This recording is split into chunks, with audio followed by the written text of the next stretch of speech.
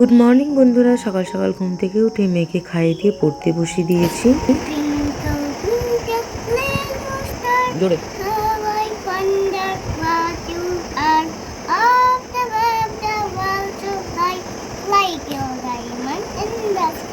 মেয়েকে পড়ানো হয়ে গেছে, তারপরে বাইরে এসে দেখছি যে মা সবজি কাটছে।